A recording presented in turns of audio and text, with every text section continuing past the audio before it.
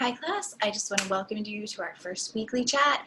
Kind of let you know what the format of these conversations is going to be, address a couple of things coming up, and let you know if you have any questions, so please go ahead and contact me. So this is our weekly chat. It's going to be labeled Let's Chat with Sister Suker. If you have any questions that you think the whole class needs answers to, please go ahead and email them to me. If you email me questions that I feel are applicable to the whole class, I will share them on this. And this is meant to be a somewhat informal conversation. So if you are used to your instructor being very formal in these conversations, I sincerely apologize because of this. It's just a little bit of a different format. I want you to see that there is a life on the other side of those emails, announcements, grades. So hopefully you get a lot of information, but it isn't scripted.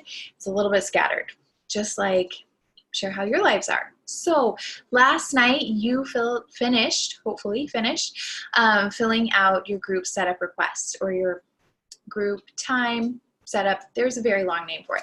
You signed up for a time where you assume that you can meet with a group. That is awesome. I sincerely appreciate that. As I have stated before, it is difficult to accommodate all of your time meeting preferences. So while I will try and do that, there is the possibility that you will be put into a group that just does not work for your schedule. The group assignment is final. So what does that mean? It means if you are one of those people that is unable to meet with your group when they decide to meet, then you need to be that group member who is amazing at responding to emails, text messages, Marco Polos, whatever form of communication your group decides to take. You need to be the person who is on it. You need to be the person who sends your stuff in advance. And that is totally fine. As I said before, Health Science 391 has changed dramatically this semester. You used to write your entire paper as a group.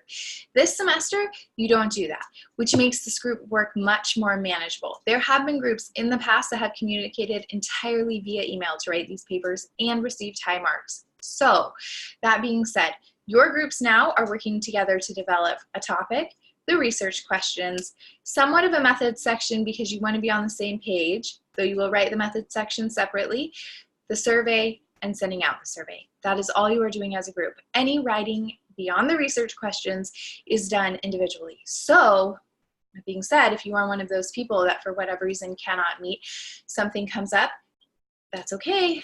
You can do this via email.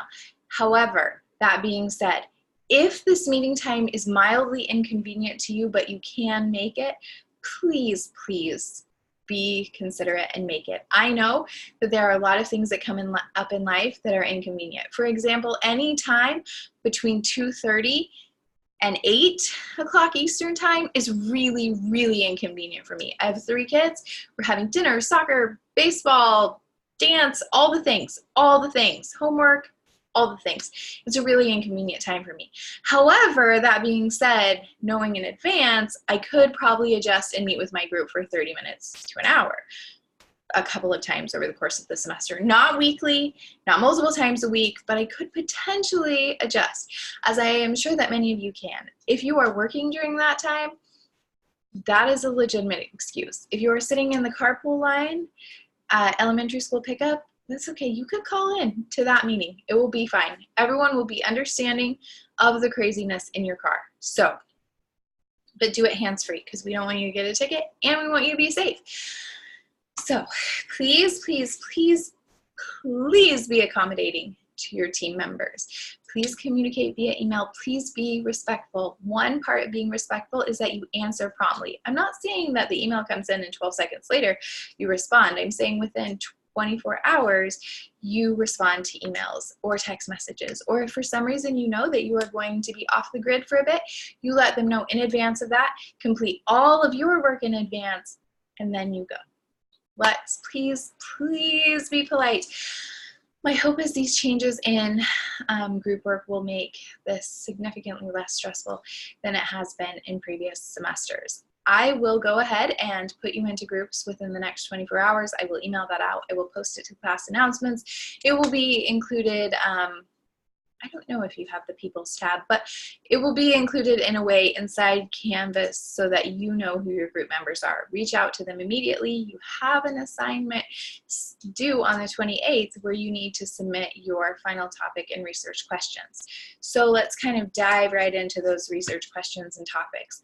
There is a little matrix you're going to go through that helps you develop a topic. But as a general thing, please do not select a topic that would require someone to talk to their bishop. For example, we are not talking in this class about alcohol, drugs, tobacco, sex, none of that. That is not an acceptable topic for this class. While medical marijuana is an interesting topic and timely, it is not appropriate for this class.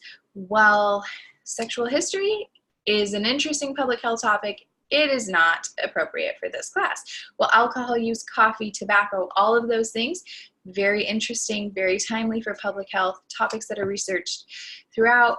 That is not acceptable for this class because if you run into a BYU Idaho student, even if we are protecting their anonymity and they were to answer positively to one of those questions, for example, do you drink alcohol? If you were to ask a BYU Idaho student, that would cause them a level of discomfort. You may not know who they are, you may never be able to tie their response back to them, but that would cause them a level of emotional discomfort that we are not going to do. So you are not allowed to do that. And why are we caring about emotional discomfort? In a couple of weeks, we're going to talk about the IRB, or the Institutional Review Board. This is the body that governs all ethical considerations, all research coming out of the university.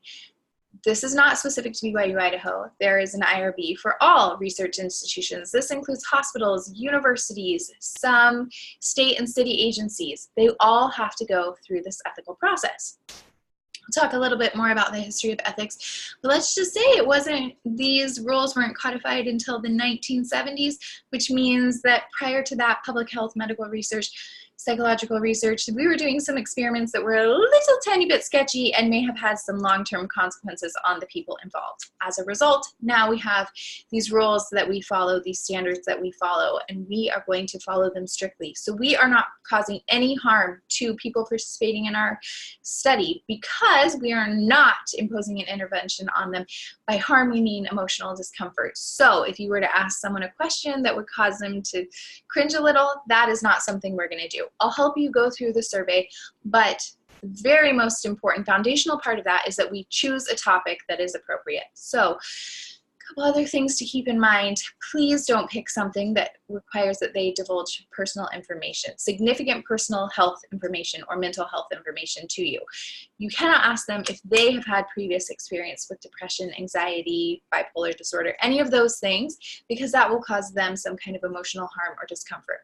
You most of the time cannot ask about their personal health history or about the health of their immediate family members. You are more than welcome to ask them about their awareness of these topics, keeping in mind that when people answer these questions, they are typically answering them based on their personal experience. But because you've taken that step back and you're asking about awareness or perception, they feel less threatened.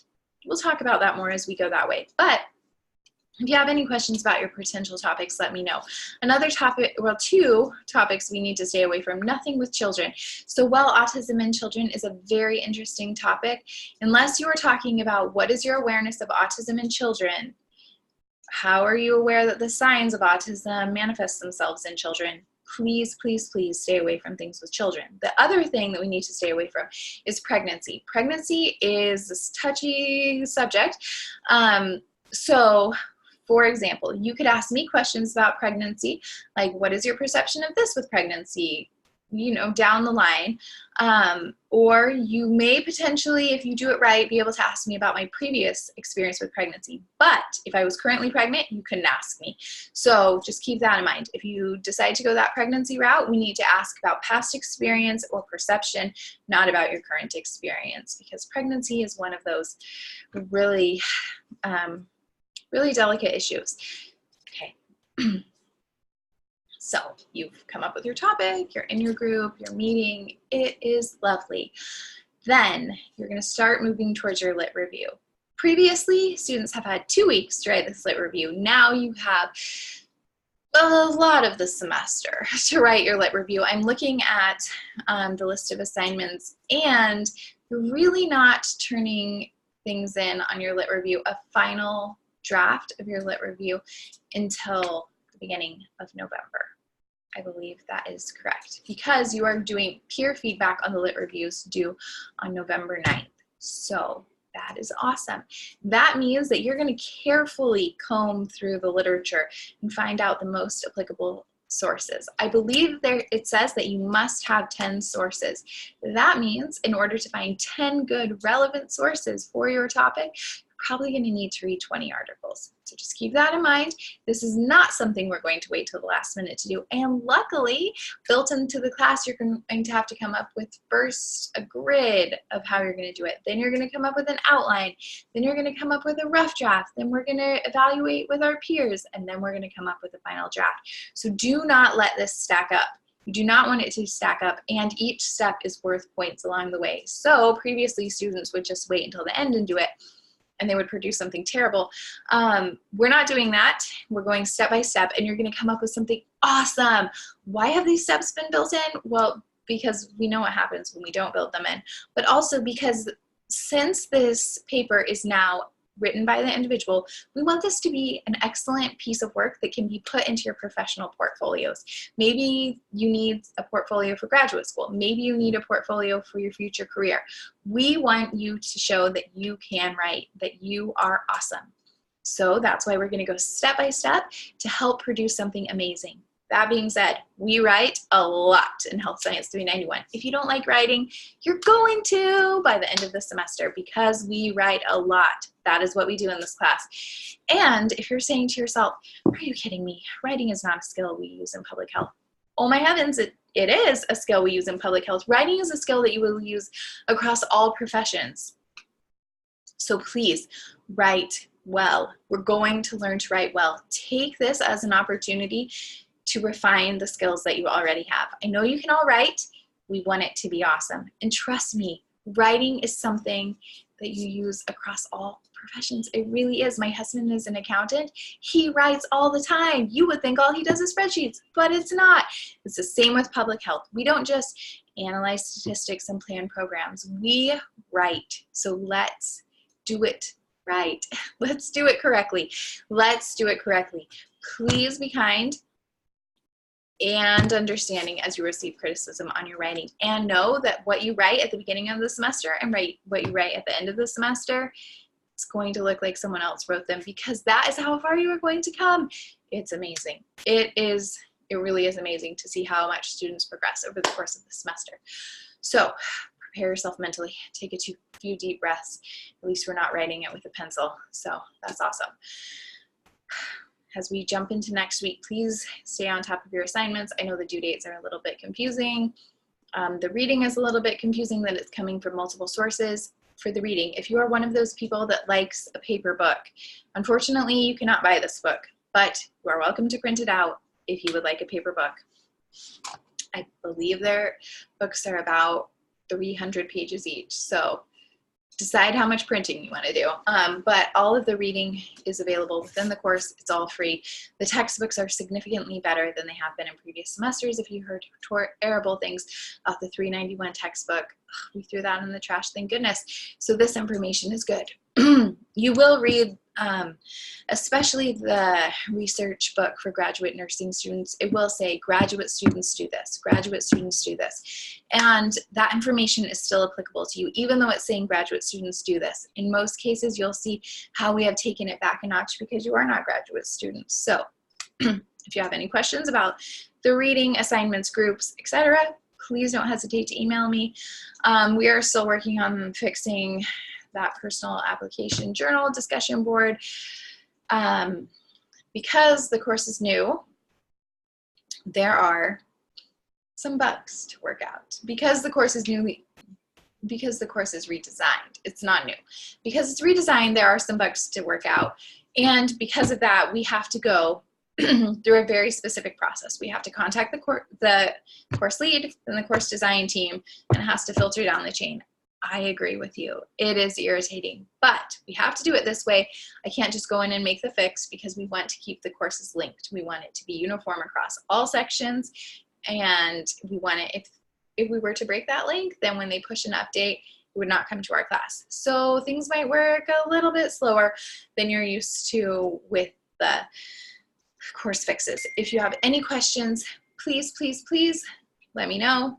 If you see any flaws in the course, please, please, please let me know. I hope that you have an excellent week and a great time getting to know your group members.